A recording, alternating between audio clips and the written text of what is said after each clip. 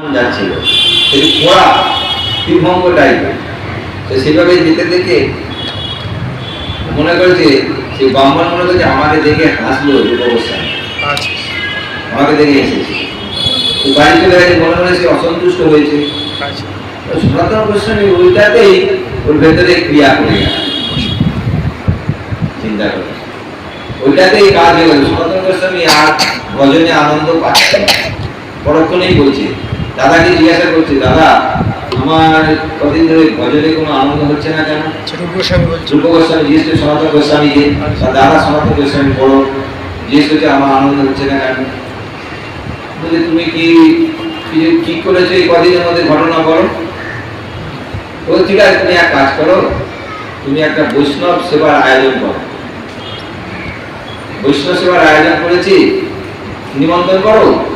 যে আসবে না বুঝতে পারবে যে তার চরণে কিছু তোমার অপরাধ হয়ে গেছে। বৈষ্ণব সেবার আয়োজন করেছে আর এই ব্রাহ্মণ আসেন, যে ঘুরিয়ে ঘুরে যাচ্ছিল ও আসেন। তখন শুনে শুনে দেখলো যে ওই আসেন, উনি আসেননি। তখন ওনাকে গিয়ে জিজ্ঞাসা করলো যে আপনি আমাদের চরণ দিলেন না কেন আমাদের গিয়ে? তখন উনি বললেন যে এই ঘটনাটা বলছে। তখন সে নিমৎসর, সনাতন গোস্বামী রূপ গোস্বামী নিমৎসর মানে কি? কারোর প্রতি তাদের কোনো বিদ্বেষ কিচ্ছু নেই।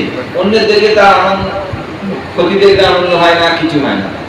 অন্যের উন্নতি দেখলেও তার মন খারাপ হয় না। সনাতন গোস্বামী এরকম হবে কেন? রূপ গোস্বামী এরকম হবে কেন? হওয়ার তো কথা না।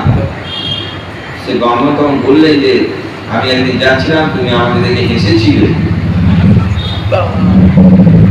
আমি এরকম খোঁড়া বলে তুমি আমাকে দেখে হেসেছিলে। রূপ গোস্বামী বলছে আমি তো বাবা আপনাকে দেখে হাসিনি, রাধারানী লীলা দর্শন করে এসে হাসছে। তখন সে ভুল বোঝাবুঝি হলো একটা, যে আপনার চরণে তাহলে আমার অপরাধ হয়েছে, আপনি আমার ক্ষমা করবেন। চরণ ধরে ক্ষমা চেয়েছে রূপ গোস্বামী।